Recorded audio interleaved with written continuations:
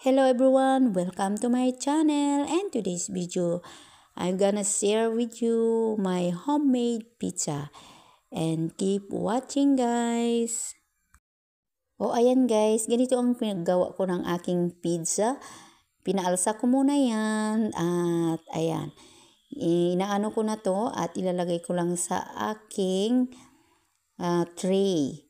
Ganyan ang hindi ko na pinapakita sa inyo kasi iba-iba tayo ng way ng paggawa ng pizza. Ganito ang aking way para isahan na lang kasi slice ang gagawin ko dito guys. Yan.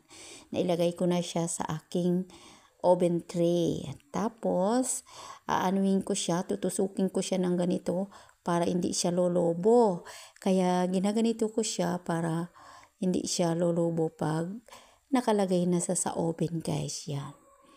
At shout out everyone, saan man kayo sulok ng mundo.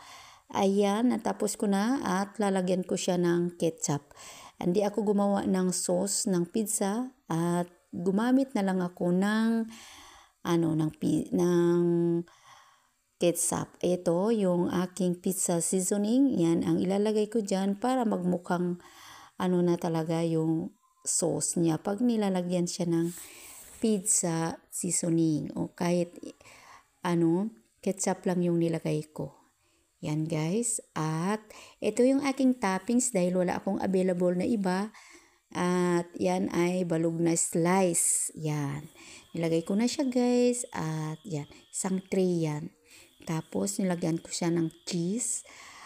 At lalagyan ko pa siya ng ng seasoning.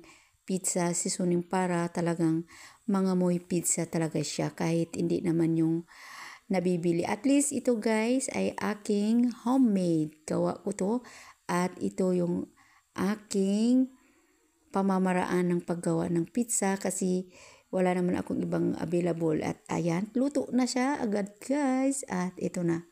Slice at nilagay ko na sa box at ready to sell na guys. Ibinibenta ko yan ng 5 pesos each sa eskwelahan. Yan. Ibenta ko yan siya guys. And thank you guys for watching. And see you sa next video. Bye!